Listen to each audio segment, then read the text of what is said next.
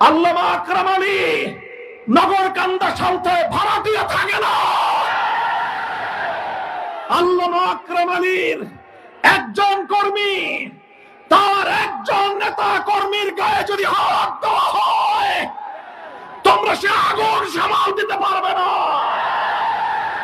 12ই ফেব্রুয়ারির পরে নাকি আমাদেরকে আমার নির্যাতিত নিপীড়িত সাধারণ নগরকান্দা সালথার সাধারণ নিরীহ মানুষদেরকে হুমকি দেয়, আমার লোকজনদেরকে নাকি ঘর থেকে বের হতে দেবে না। পরিষ্কার ভাষায় শুনে রেখো, আল্লামা আকরাম আলী নগরকান্দা সালতে ভাড়াটিয়া থাকে না। আল্লামা আকরাম আলীর একজন কর্মী, তার একজন নেতা কর্মীর গায়ে যদি হাত দেওয়া হয়, তোমরা সে আগুন সামাল দিতে পারবে না। গোটা বাংলাদেশ উত্তপ্ত হয়ে উঠবে। খবরদার, খবরদার, হুঁশিয়ার করে দেই, মনে রেখো, আমরা শান্ত শান্তিপ্রিয় থাকতে পছন্দ করি। আমরা কারো উস্কানিতে পা দিতে চাই না।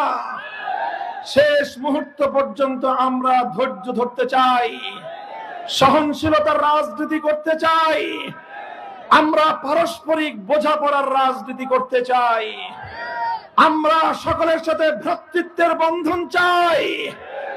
আমাদের দিকে যে ভ্রাতৃত্বের হাত বাড়িয়ে দিবে, আমরা তাদেরকে বুকে জড়িয়ে নিয়ে হাতে হাত রেখে দেশের জন্য, মানুষের জন্য আমরা কাজ করতে আমরা বদ্ধপরিকর। কিন্তু যদি কেউ সাধারণ মানুষকে আবার ভয় দেখিয়ে সন্ত্রাস করে, তাদেরকে হুমকি দিয়ে তাদের ভোটের অধিকার কেড়ে নেওয়ার পায়তারা যদি চালায়, বাংলাদেশের মানচিত্রে তোমার জায়গা হবে না।